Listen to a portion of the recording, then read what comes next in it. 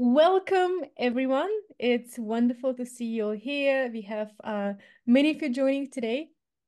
And for this webinar about neurodiversity, specifically focusing on ADHD and autism. And this session is going to be recorded. So in case you have to leave a little bit earlier, or you would like to dig in some more information after the session, you will be sharing the recording with everyone afterwards. So once again, good morning, good evening, or good afternoon, wherever you are. And just to have a bit of goals of the webinar and expectations. So today, what are you going to be talking about is understanding the basic concepts of ADHD, autism, and neurodiversity as a whole, and raising awareness about the challenges and strength of neurodivergent individuals, because there is a lot of stigma, there is a lot of misunderstanding, there is a lot of complexity involved in all of this. So you like to debunk all the myths and bring a positive outlook of how can you yourself, if you're neurodivergent, or you as a team lead who perhaps has neurodivergent individuals in the team, or you as organization can create accommodations and see the benefits and the positive aspect of working with people who are different.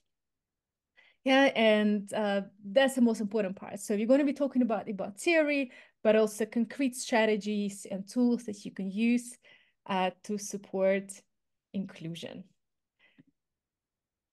Yeah, so very nice to have you all here. My background when it comes to neurodiversity, I'm Joel, I'm 34 years old, and I'm the founder of AudiHD. At the age of 9, I got diagnosed with ADHD, and I traveled through various healthcare institutions for various countries, and I wouldn't say it was a very easy start into life. And no solution was found. I had a lot of work in this society, and it took 21 years to finally get my autism diagnosis. I already suspected it several years before, but you can see this huge gap in between. And my mission now is to create a platform that truly supports people with ADHD and autism, and to support companies to make their employees' work life better. And my name is Olu Jongerius. I'm 32 years old. I'm a founder of BeamReach Inclusion, which is diversity inclusion consultancy that supports organizations and leaders in embracing inclusion and benefiting from diversity as a whole. My story with ADHD is a very recent one as well, because, and I have to say, it's been the biggest relief for me when it actually happened, because I always thought of myself a little bit different, a little bit all over the place, a little bit too chaotic. We're gonna go into details a little bit later. But when I was 6, my parents thought that I might have been on the spectrum, because I was very slow, very inside of my head, and not like other kids. But there has not been verification of that. And then as I progressed from this being very, very not from this world, so to say, I evolved into someone who is always running around, always all over the place. And last year, I got a tip from a friend who already has a diagnosis that, well, maybe you should go and check yourself. And that I did, and literally halfway through the diagnosis, my psychotherapist said, let's not progress further. It's all very, very clear that you have ADHD. So, and I have to say, for me, since then, it had become a journey, like a dating period to get myself from scratch. And it's probably one of the best days in my life when I actually got the diagnosis and understanding myself a little bit better. Yeah, so when we speak about neurodiversity, there are 3 terms that will pop up anyway. You will not be able to work around these. The first of all is neurodiversity. What is neurodiversity? Neurodiversity just refers to the natural variation of neurological differences. It means that brains, they can develop in very different ways, and it's absolutely normal. Neurodiversity both contains the neurotypical brains and the neurodivergent brains. They're not a disorder or a disease. So when the development of a brain is corresponding to psychological and medical norms, we refer to them as neurotypical. Around 80% of the global population is neurotypical. Neurodivergence is when certain brain functions of a person, they work so differently that it is no longer considered within the normal range by society. This can include, for example, ADHD, autism, dyslexia, dyscalculia, dyspraxia, and many more. And it's absolutely okay. It's part of the evolution. It's part of the development of the brains. So when you think about ADHD and autism in the context of neurodiversity, we have kind of on the spectrum, they very often seem to be, you either have one or another, and they all seem to, from the societal, from the images that we see, is that someone who has ADHD is running around, especially when you think about kids, it's someone who's running around, someone who's hyperactive, someone is always needs to be doing something. And someone on the autism societal norms, as in societal view on that, is someone who's a little bit slower, does not understand social cues, or a little bit more direct than others. So it's a lot more complex than that. And that's why we like to also debunk this method. So statistics shows that 70% of people on autism spectrum do actually have ADHD. So it's could be a little bit contradictive, but that's the reality. And also because of the biases that we have in a society, a lot of people, especially women, are misdiagnosed and misunderstood. So a lot of girls, when they're small, they're not diagnosed to have ADHD because they act in a very different way as boys. They don't run around. They're a little bit more dreamy, a little bit more in their heads, a little bit not focusing as much. So it's a very, very different image. But the reality is that you could have combination of both. You could have combination of both, and we're also going to be talking about each of them and how it differs. So just to give you a bit of examples for that. So ADHD typically, and if you met one person with ADHD, you probably met one person with ADHD. Yeah, because everyone has their own ways to express themselves in their own symptoms and behaviors. So we're a little bit generalizing all those things here. So it's difficulty maintaining attention over extended periods of time. I could see for myself, even being a little kid or even being an adult, you have to have several things happening at the same time. Otherwise, you're simply bored. You have like, oh, shiny. You run around, get a butterfly and whatever not. And you're very, very easily distracted by external stimuli. So that means organization of planning and organizing all those things becomes a little bit of a challenge. So people with ADHD see the world in a big, big, big, big bubble. So it's a big picture and not zooming in into too many details. So it's losing things, it's forgetting things. It's not being able to be super present. And for me personally, the biggest discovery when I was diagnosed is when I realized that having voices in your head, it's not for everyone. Not everyone has it. And because in my head, it's always a little bit of, a little bit of a song, a little bit of what I need to do, what I'm going to cook for later, and task for the future, whatever. And for a typical neurotypical person, that will be overwhelming. For someone with ADHD, and I've spoken also with lots of people who have very similar experience, is a norm. The first time I also taking Ritalin, it was like, wow, this is so quiet. I can hear only one voice at the same time. So it's restlessness, it's being fidgety, it's moving around, and so on and so forth. So for neurotypical persons who are listening to that, you're probably like, oh my God, this is so much. How do you deal with that? It's not all that bad. it does create problems in school and work and social situations and completing project and sometimes meeting deadlines. But the reality is that it is also a superpower. I do genuinely and sincerely believe that I am where I am today, not despite of ADHD, but because of that. It's a superpower that it took a long time to discover. It took a long time to embrace and understand it's actually a superpower.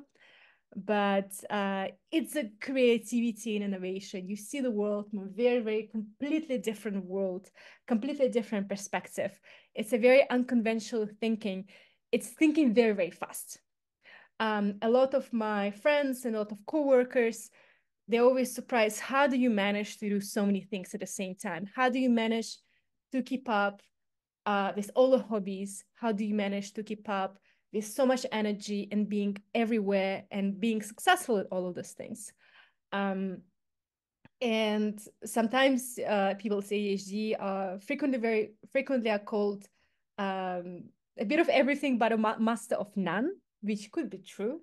At the same time, that keeps our life more interesting, more exciting, because you can, not to generalize, I'm just talking about myself, is that a lot of people with ADHD could have a variety of hobbies, a variety of talents, a variety of skills, and this ability to adapt to different kind of situations is extremely, extremely beneficial for organizations, especially when you work in a startup, especially when you need someone to solve problems very quickly, someone to think on their feet, someone to be in an unknown environment, and to be working independently, because people with ADHD are known to love anything unknown, anything that they can. So they're fire. They're the starters.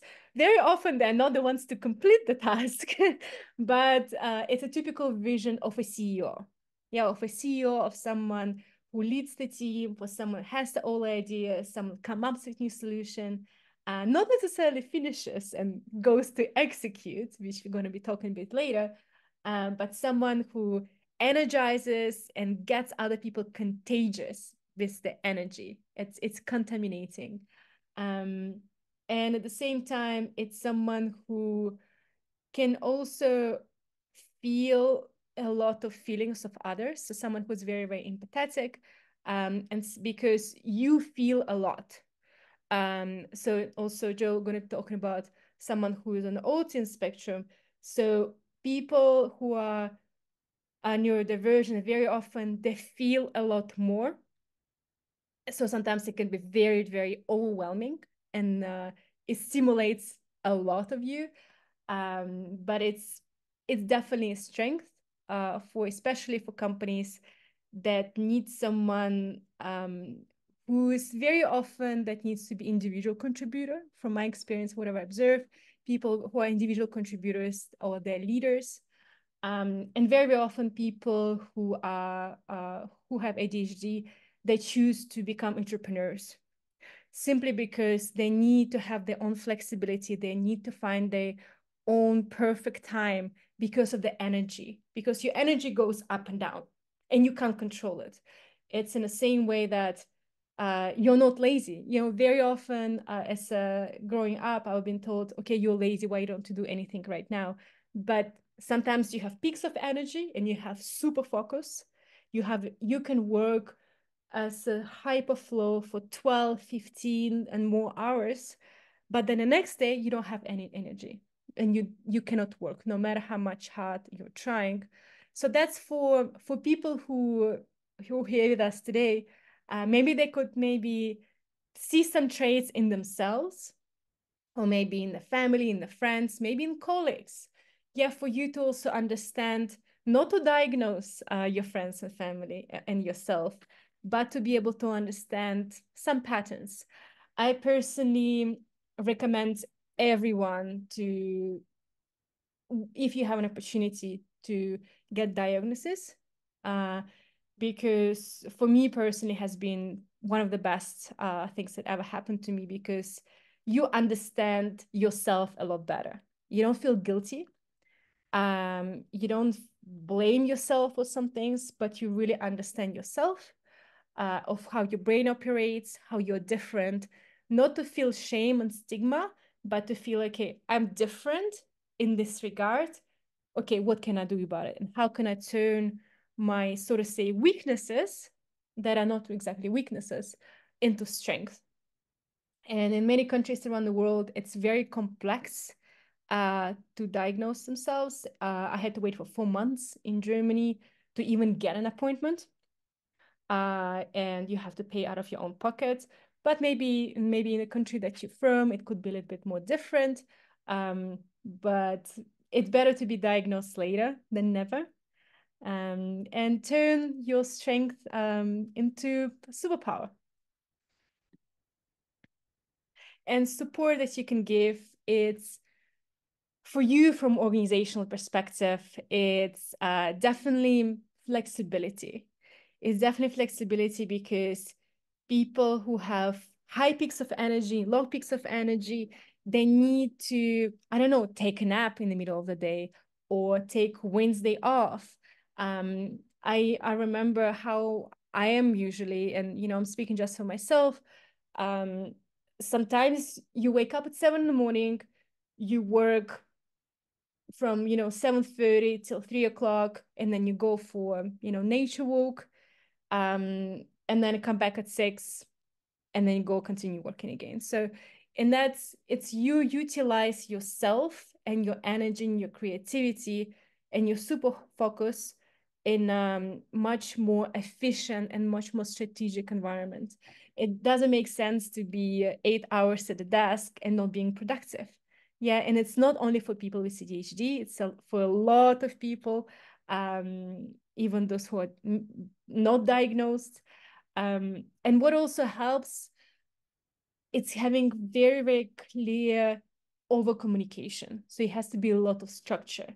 So if you're telling someone that it needs to be done soon, you use the time and the date and as precise as possible, because soon for you might not be for someone on ADHD, who has ADHD. My friends and my colleagues know that very often, if not communicated when to arrive, I will arrive because you have a little bit of flexibility, a little bit later, because my interpretation could be very different. In what helps me, and for those also who suspect they have ADHD or do have ADHD, I don't go to sleep until I have a to-do list for the next day. I don't wake up and do a to-do list. I do it a day in advance. Because when you wake up and you know exactly what you need to complete, your brain gets into the mode, okay, tick box exercise. And it's very, very important. That's something that helped personally me a lot. A lot of people also ask, do I have to go on medication? My philosophy, and I don't want to recommend anyone anything. My personal philosophy has been, I succeeded without any medication for 31 years. And then, I consider myself relatively successful. I don't believe that I need to have external stimuli to succeed or to, survive in this world.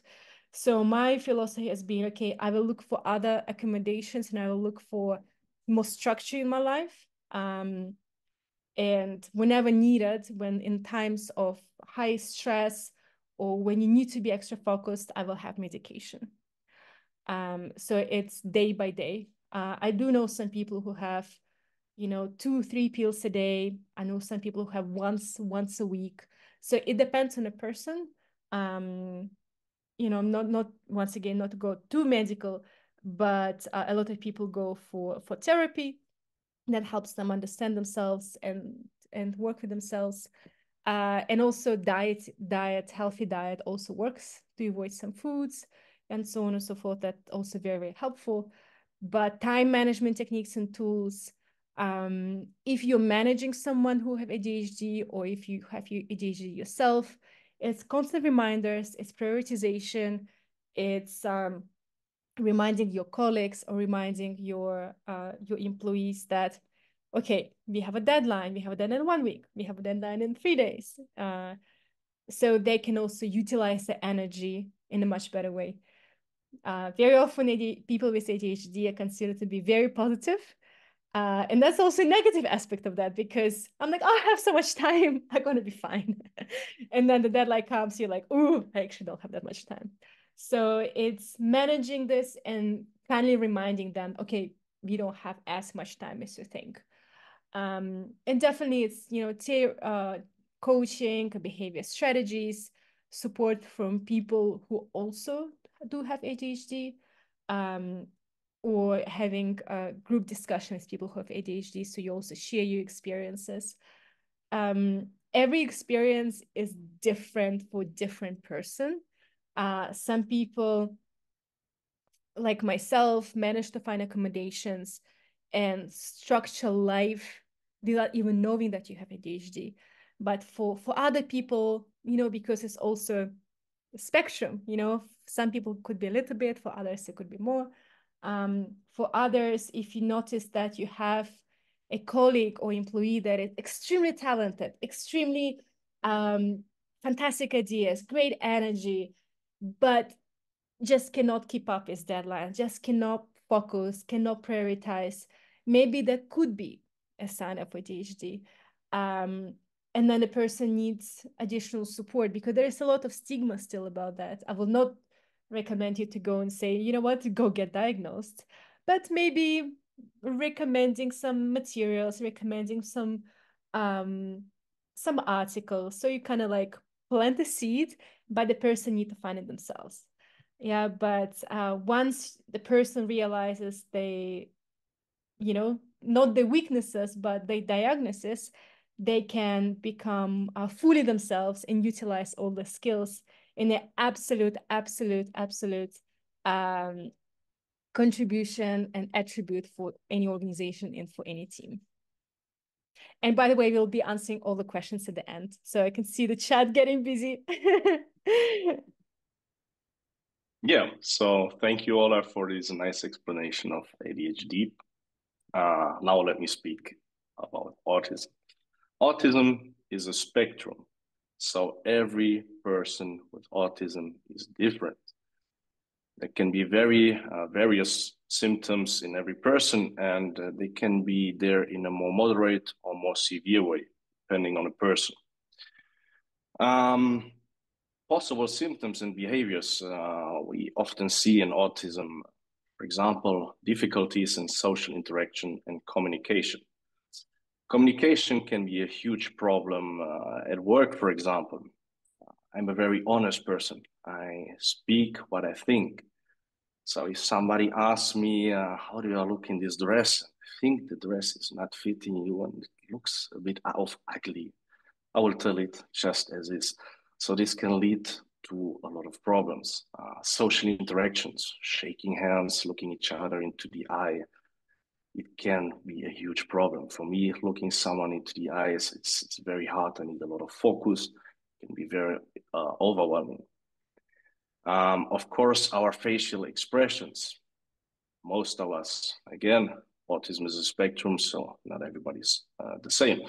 But facial expressions, for example, I have to focus a lot and to train it in front of a mirror to see when am I smiling. Because if I talk to someone and I'm not angry at all, I'm actually super happy, I can look very angry. So people, they would not know how I mean something. And here it is very important that also someone with autism has to explain it to the colleagues. It's not always the others, only the others, but it's also us. Then we have a lack of understanding of social rules and norms. So a lot of us, we don't understand some social rules. For me, for example, it's this, how are you? Hello, how are you? And the answer is usually the same. It's fine. Nobody wants to hear that I did not sleep very good and I feel super stressed. They just expect me to say fine. So to me, it is kind of stupid. It's a time waste and I don't like it. Then we have repetitive behaviors and an intense focus on special interests. repetitive behaviors, it can be a lot, can be done all the time, it can be present all the time at certain persons, people, and it can be there when stressed, like jiggling around with the body. I see this very often. I do it too if I don't focus on it and I'm stressed. Maybe jiggling around with the hands or the fingers, something that really can calm people. Intense focus on special interests. It's quite funny because I don't know any person with autism that has no intense focus on something. As a kid, for me, it was the usual thing. It was dinosaurs. I think pretty much every kid I know that has autism is really focused on dinosaurs. I knew everything about them. At some point, I shifted over to the ancient Roman Empire, and now I can tell you pretty much everything about the emperors in ancient Rome. It's quite nice, actually. Then we have preference for routines and consistency. So daily routines. I like my day to be the same as all the others.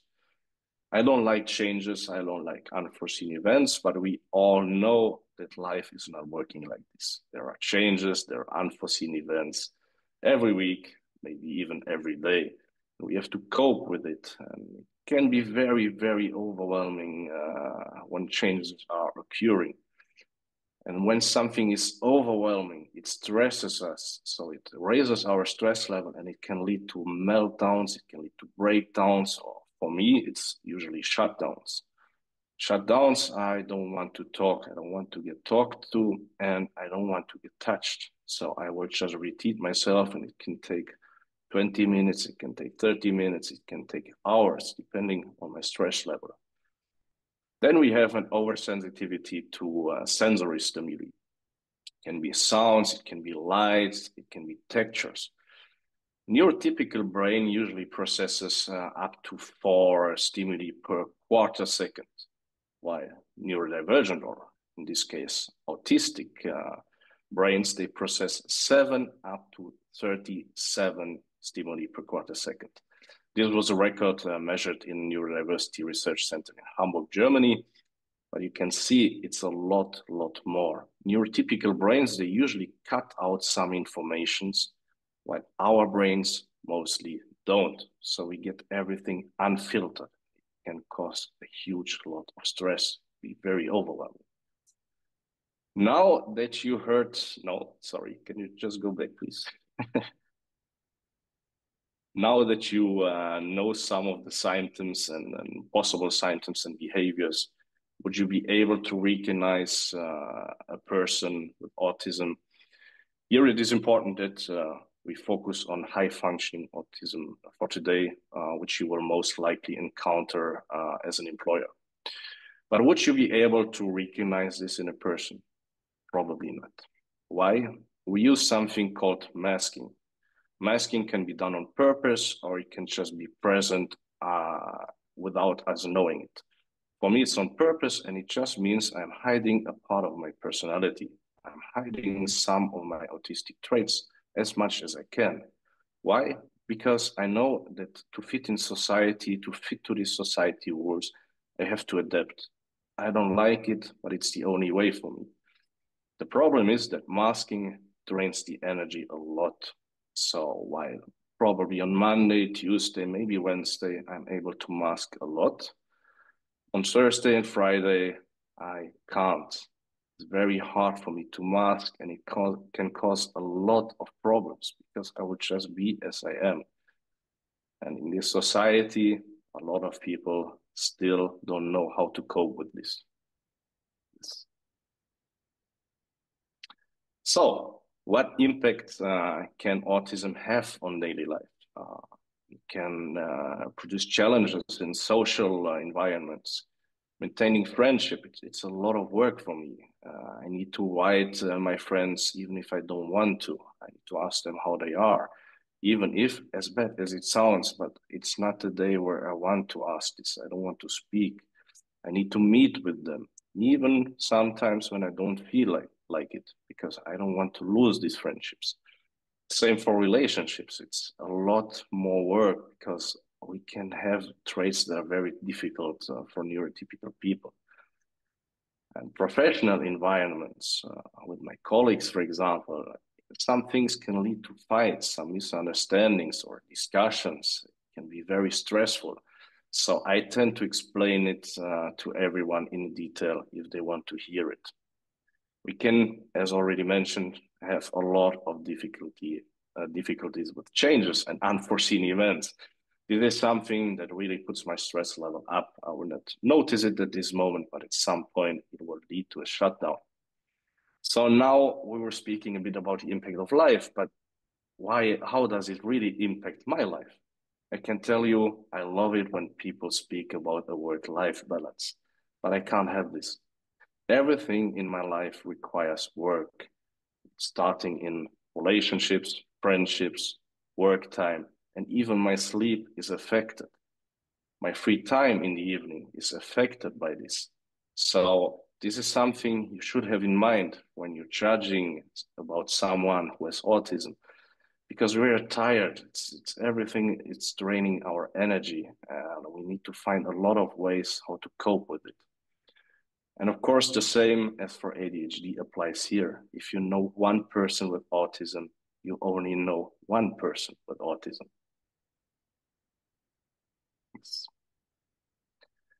Now that we talked a bit about the challenges of people with autism, we have strengths too. We have a lot of strengths, and these three strengths you will see here are only a part of it. But these are strengths we very often see in people with autism. The first is attention to detail. So the ability to notice and analyze the smallest details. At AudiHD, we have a neurodiverse team. It's very good because the neurotypical members of our team, they mostly have a very nice view on the overall picture. So the total picture of a task or a mission, it's very good.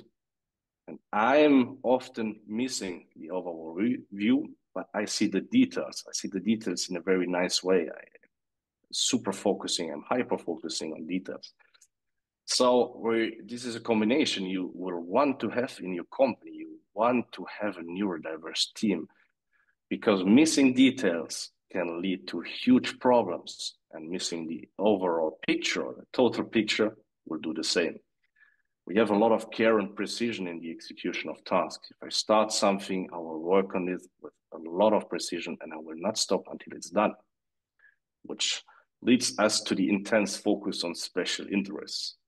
As you know, because I told you, my focus lies on the ancient Roman Empire, which doesn't help me at work because I'm not an archaeologist, of course. But I know a lot of developers with autism that have this special interest. The special interest is coding. They code from the morning to the evening. It's their hobby and it's their job.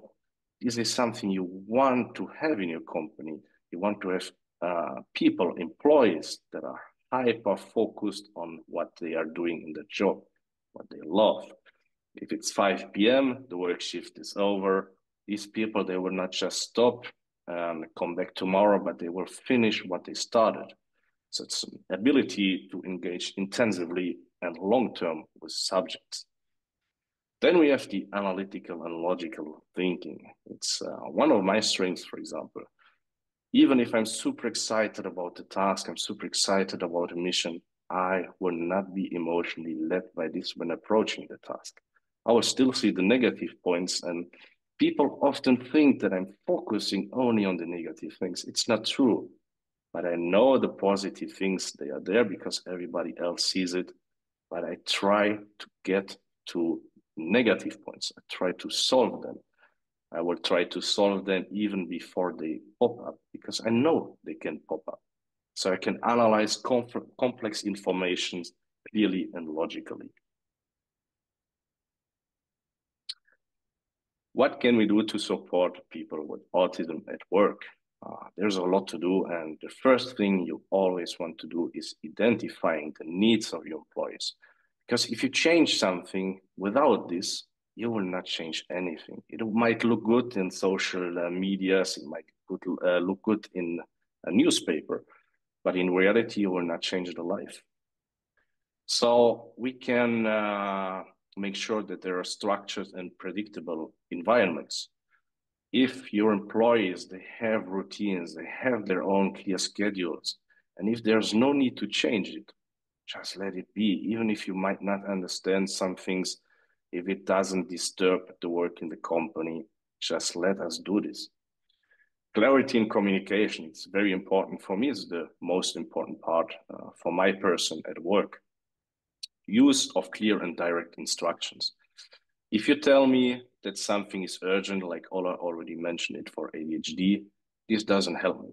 I don't know if it needs to be done in an hour, if it needs to be done in 2 hours, 1 day, 2 days, 3 days. It will make me stressed. It will overwhelm me a lot. So if you know that the task needs to be finished by next Tuesday, just tell me next Tuesday so I can set up my priorities. I will work on it. It will be no problem. Try to avoid metaphors and indirect statements. I give you an example. This already happened. If somebody is telling me, if you're not too busy or tired, could you do this? Well, maybe I am busy. I'm just doing a task. I'm tired. I did not sleep very good. As I said, my autism affects my sleep. So I will not work on this task because I will first finish other tasks. Just be direct. Please, can you do this in an hour? And if I can't, because of several reasons, I will tell you. I will tell you why. And I will also make a step towards you and try to figure out how to do it. Then we have sensory adjustments and breaks. If you have the possibility in your company to have a room that is not used, warm lights, no sounds, maybe a couch or something comfortable, you can provide it to your employees. Because sensory overload, as we already said, is a huge, huge problem. Sounds, lights, everything can affect us, and we often need to retreat, maybe for some minutes. And rooms like this, they can help. For example, I have a place outside in the nature. It's like 30 seconds walk there.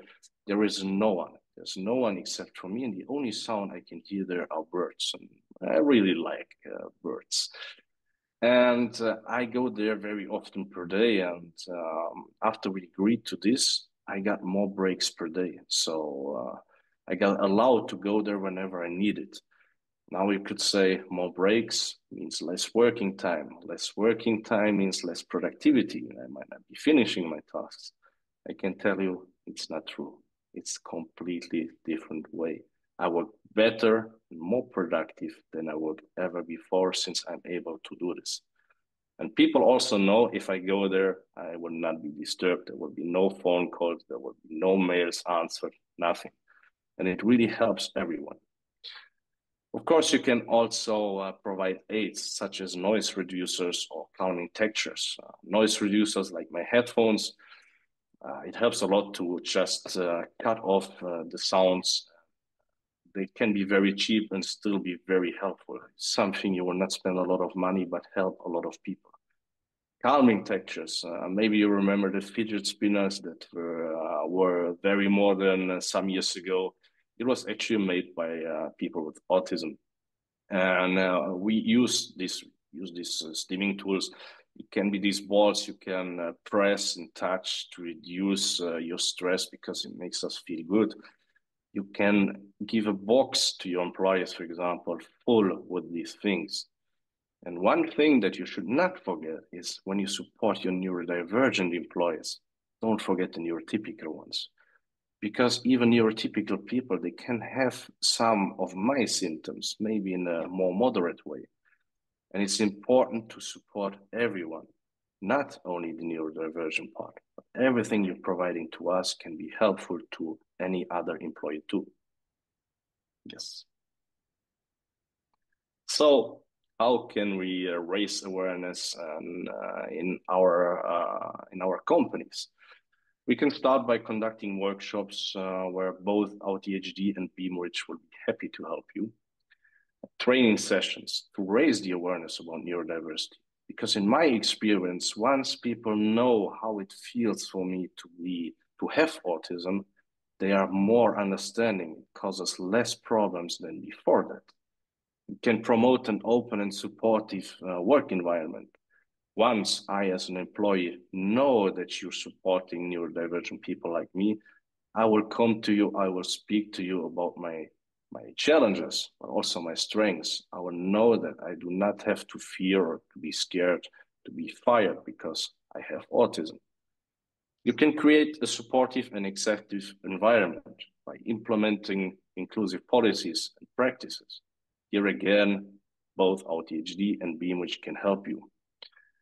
You have to involve neurodivergent employees, people in decision-making processes. If you want changes, as already mentioned, you need to listen to your employees because they are the ones that are having the challenges.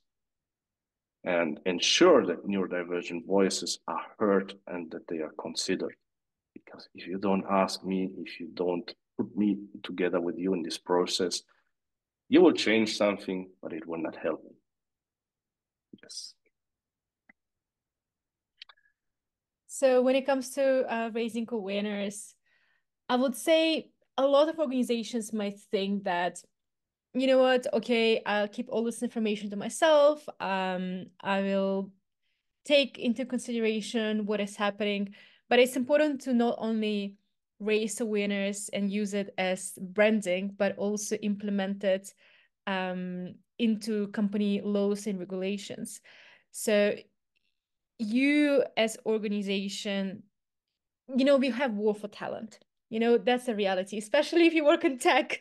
There is a lot of talented employees that simply will not feel comfortable, that simply decide to, go self-employed than working for any company because the organizational structure simply is not there for them to succeed and for them to thrive. So you do need to use role models also in your organization to understand and accept it in your organization and also in a society. Because if you think about it, it's not just a nice thing to have. It's not just for you to be ethically, socially responsible company. It does benefit business because if you don't take care of your neurodivergent employees, or if you don't attract neurodivergent employees, your existing employees going to take more sick leave. There's going to be problems with mental health. It's going to lead to a lot of burnout, just like any other employee, but there is a lot more prominent for neurodivergent employees. So for you to not only do it internally, not only doing the work internally, but also externally, when you have public relations, when you have awareness campaigns for everyone to succeed. So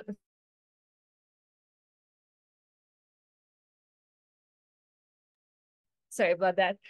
When you have awareness campaigns, when you have public relations, when you utilize it for everyone to succeed and for everyone on the outside of organization to see the success and social network. And it's the acceptance and understanding for everyone through laws and policies, and also for you to use it. What can you do? How can your code of conduct also relate to that? How can your employee life cycle relate to that? How can you create guidelines for your employees to be there? How can your entire recruitment system, promotion, evaluation, and performance evaluation also relate to that? Because it's not enough to just have people be aware of that. You also need to, you can't fix the brains of people because you're all biased. Yeah, if it's not my experience, it's very difficult for it to relate. But also for you to change the system and to change processes and to change everything else related to that. Yes. So let's come to the key points we saw in this webinar. First of all, is that neurodiversity is a valuable variation of human brains. It's never a disorder, at least not in this case, a disorder or disease. It's just normal. Then we spoke about the challenges, the unique challenges and strengths of people with ADHD and autism, which gives you already an idea how it could feel. We saw the importance of support, inclusion, and awareness, because as a company, you want to raise your productivity. You actually want to have happy employees, employees that have an easier life as they had before, because they will be more loyal, they will be more productive, and they will feel, in general, they will feel better. Before we part ways, I still want to give you some numbers about autism when it comes to suicidal rates. According to studies, 66% of people with autism have thought about suiciding themselves. So you can see it's a shockingly high number. 35% have attempted a suicide. So this is much higher than for neurotypical people. So by supporting your employees, you will not only raise the productivity, but you will also help these people. You will protect these people. You will make sure that their life is worth to live. And this is something, it's like I said, it's even today, I know these numbers very well, it's very shocking. Even if we like to retreat at some points in the day to be alone, we want to have the choice to fit in this society, to not be alone all the time. But this, sadly, is the truth for many, many people with autism. We often see ourselves not fitting into this society. And I want you to have this in mind, not only to change something because it will make the company look, but of all the benefits for the company and for the employees and the impact on their life. And some sentence I really like, and this is why I wrote it into the webinar, is just as biodiversity promotes the stability and resilience of nature, neurodiversity contributes to the creativity, innovation, and adaptability of our society. So biodiversity is needed in nature, and so is neurodiversity in this society. And I saw a bit of discussions about me using high functioning wording. I'm well aware that some people don't like some wording. I can't please everyone. I understand it. For example, I don't like the term autism spectrum disorder, but please excuse me for this. It's just my wording. Thank you. Yeah, and we would like to thank you for being with us today. We could see that a lot of people, there's a lot of personal experience sharing, a lot of, yeah, I can see to myself, that's wonderful that not only the two of us who share the experience, but you also wonderful participants. Maybe I can see some contact sharing and whatever not. So please create your own little group, but also for organizations, or maybe whether it's for your organization or organization that you know. If you have any questions, if you'd like to follow up, please visit both of our websites. It's more about neurodiversity. You can talk to Joel more about that. If you want to more understand diversity as a whole, and how can you create a strategy, and how can you utilize the differences in organizations, you can reach out to me at BeamReach Inclusion. Don't forget that a lot of people in your organizations are neurodivergent, and you don't really understand that yet. Maybe they don't even understand themselves. There is a lot of masking, there is a lot of people pleasing, there is a lot of anxiety happen in that. So if you can utilize all those tools and all the skills and make their life easier, make their experience in the workplace a lot more inclusive, it will benefit ultimately your organization as well. It will benefit productivity, engagement, and for them to stay in organization, because diversity is a fact, inclusion is a choice. And if we don't consciously and proactively include, we unconsciously and accidentally exclude others. And that's why we have all the silent quitting, all this ghosting from potential employees, and it's all there. So if you need any support, we're more than happy to answer your questions. We're offering some goodies for you as in a follow-up message. We also have a recording. I will stop sharing the screen now. But thank you all very much. Now we are going